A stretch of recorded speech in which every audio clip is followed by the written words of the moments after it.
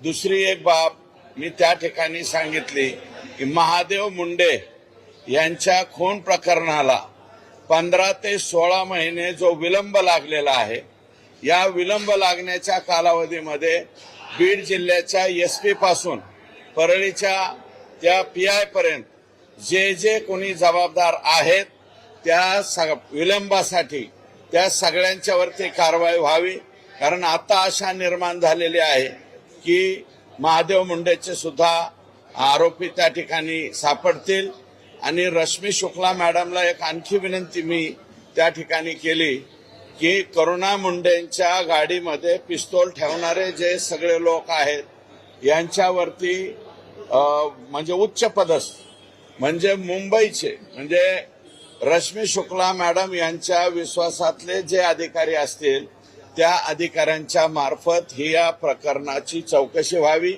आणि गणेश मुंडे जो तातडीने बीडवरून इकडे बदलवण्यात आलेला आहे, एसीबीची त्याच्यावरती रेड होऊन सुद्धा एसीबीची चौकशी चालू असताना सुद्धा त्याला क्राईम पोस्टला कोणी आणलं आणि वारंवार भास्कर केंद्रे हे गणेश मुंडे बांगर असे काही नावाचे अधिकारी आहेत जे 15-15 वर्ष एकाच जिल्ह्यामध्ये कशा काय नोकरीला राहू शकतात, या सगळ्या गोडगंबालाची चौकशी करावी अशा प्रकारची विनंती त्या ठिकाणी मुख्यमंत्री महोदय आणि शुक्ला मॅडम यांना केलेली।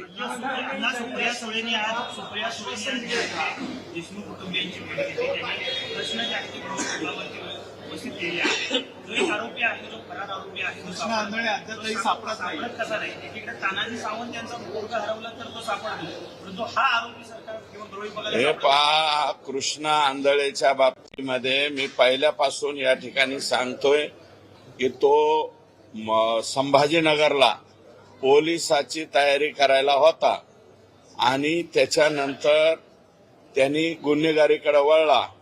जे काही गुन्हे त्यांनी केलेले आहेत त्या गुन्ह्यामध्ये तो यापूर्वी सुद्धा घरादाराची फिकीर न करता कसल्या प्रकारची फिकीर न करता तो बेमुरतपणे बाहेर पळालेला आहे। परंतु माझी सुद्धा स्वतःची इच्छा आहे की तो लवकरात लवकर त्या ठिकाणी सापडला पाहिजे, कारण तो तेवढाच एक कोकरू बाळ याच्यामध्ये शिल्लक आहे। आतापर्यंत 9 आरोपी हे 302 मध्ये त्या ठिकाणी गेलेले आहेत।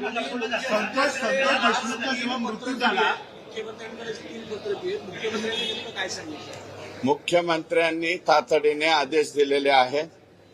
लगेच माननीय श्रीकर परदेशी साहेबांना सांगून मॅडमला त्या ठिकाणी सांगायचं सांगितलंय। मी मॅडमला सुद्धा भेटून आलेलो आहे। अनैतिक संबंधातून हत्या झाली असा दाखवण्याचा आरोप होता, असं जे गावकऱ्यांनी हा दावा केलेला आहे की रुग्णवाहिकेतून संतोष देशमुख यांचा जो मृतदेह आहे तो केजकडे न नेता रोडकडे दिशेने नेला आणि तिकडे महिलेला देखील तयार ठेवलेलं होतं आणि या महिलेचे नाही, एक मिनिट ऐका। गावकऱ्यांनी जे म्हणलेलं आहे त्याची माहिती मला वाटतं मी यापूर्वी ते वाक्य वापरलेलं आहे, मी माहिती सुद्धा दिलेली। त्याच्यामध्ये प्लॅन असा ठरला होता की संतोष देशमुखला उचलून न्यायचं, कळंब येथे न्यायचं। कळंबमध्ये एक महिला तयार करून ठेवली होती, कळंबमध्ये महिला तयार करून ठेवली होती, तिच्याबरोबर काहीतरी झटापट केल्याचं दाखवायचं आणि आम्ही याला मारलं याचं समर्थन करायचं, अशा प्रकारचा प्लॅन होता। आणि म्हणूनच मी म्हणतो, परंतु त्यांचा प्लॅन काय झालं, दैठणा गावाच्या अलीकडच संतोष देशमुखचा अंत झाला। त्याच्यामुळं ते जो प्रकार करायचा होता त्यांना बदनामीचा, संतोष देशमुखच्या, तो बदनामीचा प्रकार त्यांना करता आला नाही। आणि आज मला वाटतं गावकऱ्यांनी हेच सांगितलं असावं। अजून एक कृषीच्या संदर्भात देखील एक बाजू ही आहे, प्रकरण सगळं आहे, दुसऱ्या बाजूला कृषी संदर्भाचा अहवाल आलाय, त्याच्यामध्ये देखील जी वाढीव दरानं खरेदी झाली त्याच्यावर देखील ठपका त्या संदर्भातले अभ्यासक आहेत त्यांनी ठेवलाय, म्हणजे त्याच्यात देखील ते कुठं ना कुठं दोषी सापडतात अशीच काही वस्तू पाहिजे। हे बघा, मी मागील आठवड्यात एक पत्र कृषी आयुक्ताला दिलेलं होतं, दुसरं एक पत्र मी रस्तोगी साहेबांना दिलं। मला वाटतं ते सुद्धा व्हायरल झालंय, बाहेर लोकांच्या पर्यंत आलंय. परंतु हा जो प्रकार आहे, कृषी विभागाचा जो घोटाळा आहे, तो किती बेमालूमपणे करण्यात आलेला आहे आणि तमाम महाराष्ट्रातल्या शेतकऱ्यांना फसवण्यात आले. त्याच्यानंतर तिथले रेट कार्ड्स काय आहेत, कुणाच्या पोस्टिंगचे काय, हे मी परवा सांगणार आहे. कारण उद्याच्याला शिवजयंतीचा आपला राजाचा चांगला दिवस आहे. त्याच्यामुळं शिवजयंतीच्या अगोदल्या दिवशी मी बोलत नाही. मी 20 तारखेला याचा पर्दाफाश करेल आणि त्याच्यात कोण कोण अधिकारी जबाबदार आहे, मंत्री कोणते जबाबदार आहेत, हे सगळं परवा सांगेल. बदल्या केल्या असं देखील एक माहिती कळते.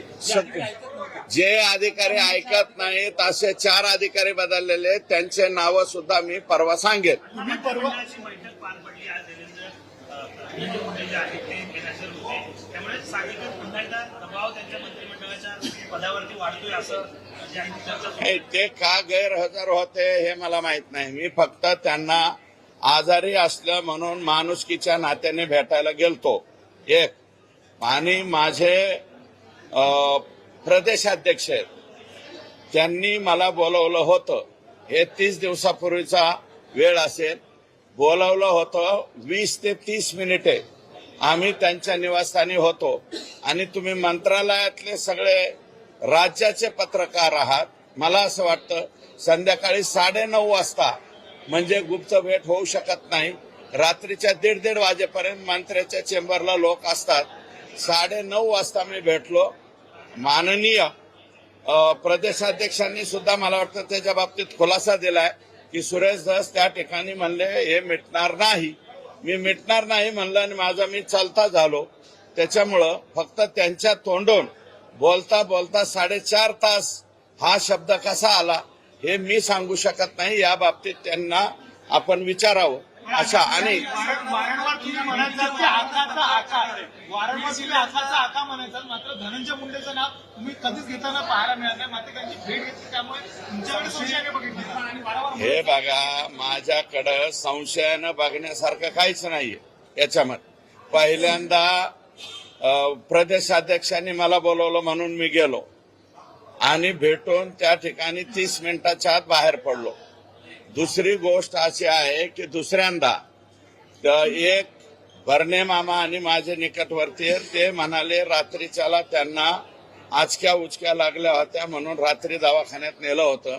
तुम्ही भेटून यायला पाहिजे. राजकारणामध्ये जरी तुमची कटुता असली तरी एवढ्या बाबतीत जायला पाहिजे म्हणून मी ते गेलतो. ते बी शासकीय निवासस्थानी गेलतो आणि मी डिनाय नाही केलं. बाकी कोणी डिनाय केलं असतं किंवा नाही म्हणलं असतं. आणि एक आहे की 4.5 तास हा शब्द वापरल्यामुळं त्याच्यामध्ये मोठ्या प्रमाणात संभ्रम निर्माण झाला हे मात्र खरं. तर 4.5 तास का म्हणले ते माझे वरिष्ठ आहेत. तुम्ही हे बावनकुळे साहेबांनाच विचारा अशी माझी विनंती. तुम्ही त्यांना म्हणालात का तुमच्या या 4.5 तासात मला बदनाम करतो यामुळे आणि मुख्यमंत्र्यांकडे आपण त्या बीडच्या नेत्याची तक्रार करणार. बीडच्या एका मोठ्या नेत्याचं आणि कोणाकोणाचं षडयंत्र आहे हे याचं टायमिंग जुळून आणणं. कारण बावनकुळे साहेबांच्याकडे आमची बैठक झाल्याला 30 दिवस होऊन गेले ना, आणि हे काल परवा दवाखान्यासाठी भेटलो. हे दिवस कोणता आत्ताच आहे. दोन्हीची सांगड घालणं बरोबर मला कळतं, तुम्हाला पण कळतं. कोणता मीडियाचा हे जे आहे विचारणारा काय म्हणतात ते अँकर, एकच अँकर त्यांच्याकडे जातो, तोच अँकर माझ्याकडे येतो का? कोणते अँकर लगेच परळीला आणि मस्साजोगला पाठवला जातात. एवढं न कळण्या इतके एवढे दूधखोळे आम्ही नाही. परंतु त्या बीड जिल्ह्यातल्या मोठ्या नेत्याची तक्रार ही 100% मी मुख्यमंत्र्यांकडे करणार. तर या संदर्भात तुम्ही वारंवार बोलला म्हणजे षडयंत्राच्या बाबतीत जे षडयंत्र रचलं गेलं, जे गेले 4-5 दिवस झालं बदनामी करण्याचं नाटक चाललेलं आहे, त्याच्यामध्ये ठराविक काही मंडळी आहेत. ती मंडळी मला ओळखू आलेली आहे आणि लवकरात लवकर मी म्हणलेलं आहे त्यांचा मी पर्दाफाश करणार. आपण अजित पवारांना अजूनही एक पत्र लिहिली आहे. एकंदर पालकमंत्रीपदाच्या काळातल्या खर्चाबद्दल अजूनही 2 पत्र लिहिली. ती पत्र काय तर अजित पवारांनी काय नेमकं सांगितलं? मी 73 कोटी रुपये डीपीसीचे जे बोगस उचलले गेलेले आहेत, ज्याचं कामच केलं नाही, फक्त प्रशासकीय मान्यता, आणि त्यातले काही काम असे की शर्मा नावाचे तत्कालीन कलेक्टर होते, त्यांनी 14 कोटीच्या प्रमाच म्हणजे रद्द केलत्या. रद्द केलेल्या प्रमाचे सुद्धा पैसे उचलले गेलेले. आणि आणखी एक आहे की मी परळी नगरपालिकेच्या नगर परिषदेचं ऑडिट लावण्याचा त्या ठिकाणी ऑर्डर, मला वाटतं माननीय एकनाथ शिंदे यांची ऑर्डर झालेली आहे आणि परळी नगरपालिकेचं ऑडिट व्हावं अशा प्रकारची मागणी केली. मी सुरक्षा मागितली नाही, मला मिळाली नाही. आधी बी नव्हती आणि आता बी नाही, आणि एवढं प्रकरण झालं तरी मागितली नाही. ज्याला कर नाही त्याला डर काय? ओपन एअर थिएटर आहे आपण, त्याच्यामुळे आपल्याला कोणी काही करू शकत नाही. आका बाका सोका कोणाची सुद्धा हिंमत नाही मला काय करायचं.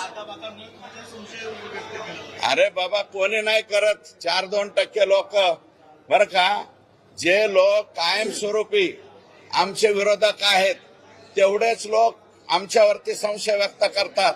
बाकीचा संशय व्यक्त करणार नाही. हे मस्साजोगचं प्रकरण अ पासून झेड पर्यंत लढण्याची माझी स्वतःची जबाबदारी आहे.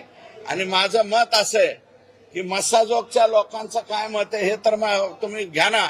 मस्साजोगचे लोक म्हणतात ना सुरेश धसवरती आमचा विश्वास आहे. धनंजय देशमुखला विचारा. धनंजय देशमुख जर म्हणला सुरेश धसची आम्हाला गरज नाही, तिथून पुढे बोला ना. ओके, 100% जाणीवपूर्वक आहे. आणि मी म्हणलंय ना, याचा पर्दाफाश मी करील. आणि परवासाठी वाट पहा अशी माझी विनंती. परवा आष्टीत बोलेल, आष्टी किंवा बीड दोन्ही पैकी.